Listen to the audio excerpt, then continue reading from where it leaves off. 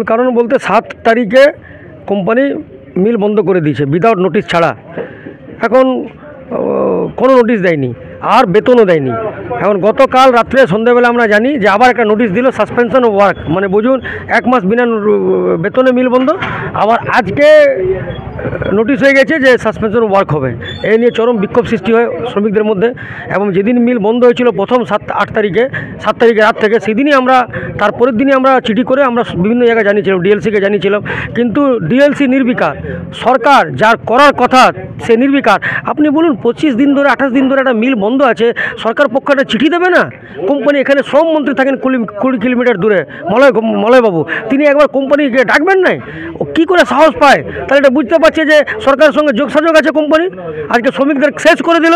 আজকে বল্লভপুরে এখন তৃণমূলের একটাই কাজ আছে জানেন, যে শ্মশানের শান্তি, মানে গরিব মানুষের জন্য শ্মশান তৈরি করে আর নিজেদের জন্য বালি ব্যাংকার তৈরি করছে। বালি ব্যাংকার ওরা লুটে খাবে আর আমাদেরকে শ্মশানে পাঠাবে, তারই বন্দোবস্ত করলো।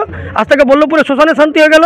আমাদের সময় নাহলে বামফ্রন্টকে বলতো আমরা টাটার দালাল আছি। আজকে মলয়বাবু কার দালালি করলেন? আজকে মমতা ব্যানার্জি সিএম কার দালালি করলো? আমরা এর তীব্র প্রতিবাদ করেছি যে নোটিশ দিয়েছে।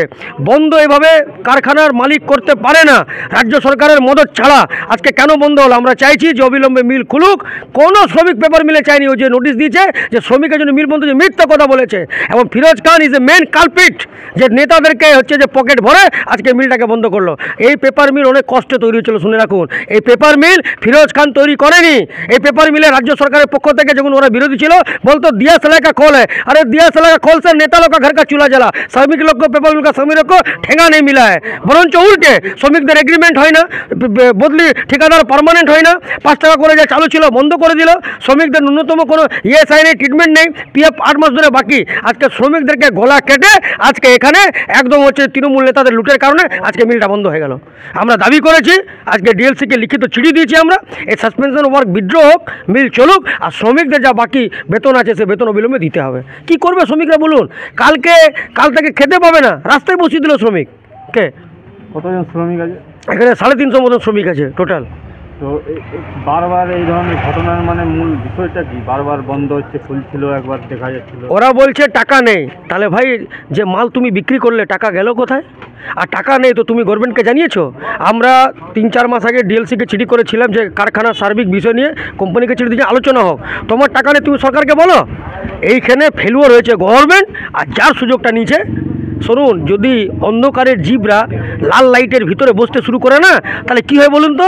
যারা সমাজ বিরোধী তারা, আপনার মনে আছে যে যখন সিঙ্গুর থেকে টাটাকে তাড়ালো, তখন তারপরে পরিবর্তনের সরকার তৈরি হলো, তখন বুদ্ধদেব ভট্টাচার্য আজকে হতো, তিনি যার জন্য মিলটা খুলেছিল, আজকে তিনি বলেছিলেন যে পশ্চিমবাংলায় বিরোধী গুন্ডাদের সরকার চলছে।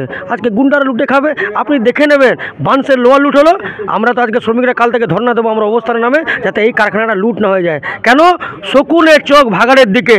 এই যারা বালি, কয়লা, লোহা লুট করে খাচ্ছে, তারা চাইবে যে পেপার মিলটাকে কেটে আমরা বিক্রি করে খাবো।